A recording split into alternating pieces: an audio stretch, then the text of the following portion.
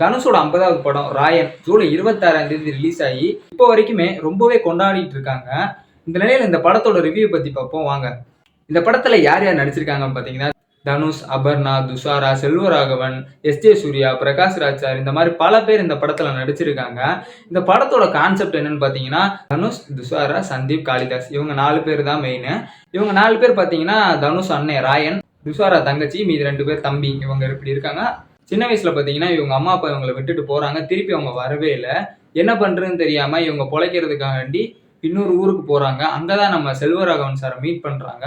அங்க பார்த்து எங்களுக்கு இந்த மாதிரி வேலை போட்டு கொடுங்க அப்படின்னு ராயன் தனுஷ் கேட்கிற அப்படி கேட்டு இந்த மாதிரி அப்படியே வேலை பார்த்துக்கிட்டே வந்து ரியல் ஆனதுக்கு அப்புறம் ஒரு ஃபாஸ்ட் ஃபுட் கடை வச்சு நடத்திக்கிட்டு இருக்காங்க.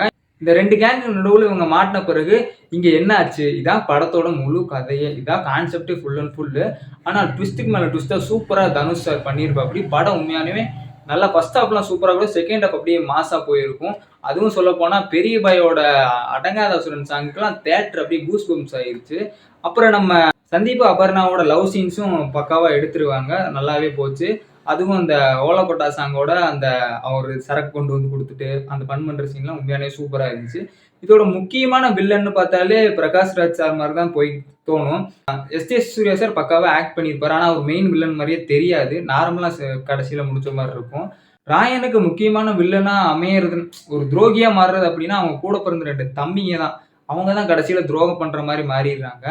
இதுல ரொம்பவே ஒரு முக்கியமான ட்விஸ்டான விஷயம் பாத்தீங்கன்னா துஷாரா. உண்மையானே சொல்ல போனா பக்கா ஆக்டிங்க, சூப்பரா பெர்ஃபார்மன்ஸ் பண்ணியிருக்காங்க. வேற லெவல்ல பெர்ஃபார்மன்ஸ் பண்ணியிருக்காங்க.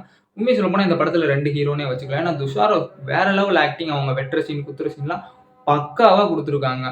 அதுவும் இல்லாம தனுஷோட 50வது படங்கிறதுனால அவர் பார்த்து சூப்பரா எடுத்திருக்காரு. கண்டிப்பா இந்த படம் வேற லெவல்ல கூஸ்பம்ப்ஸ் ஆயிட்டு இருக்கு. எல்லாருக்கும் ரொம்ப பிடிச்சிக்கிட்டு வந்துட்டு இருக்கு. நிறைய பேர் பாத்தீங்கன்னா ஃபர்ஸ்ட் ஹாஃப் நல்லா இருக்கு, செகண்ட் ஹாஃப் ஸ்லோவா இருக்கு, ஆனா படம் சூப்பர். ஸ்கிரீன் பிளே எல்லாம் பக்காவா கொடுத்துருக்காங்க. ஆனா உண்மையான எல்லாமே பக்காவா இருக்கு. இந்த படம் சூப்பரா இருக்கு. எல்லாரும் கண்டிப்பா போய் தியேட்டர்ல பாருங்க. படம் எப்படின்னு கமெண்ட்ல சொல்லுங்க. டாடா பாய்.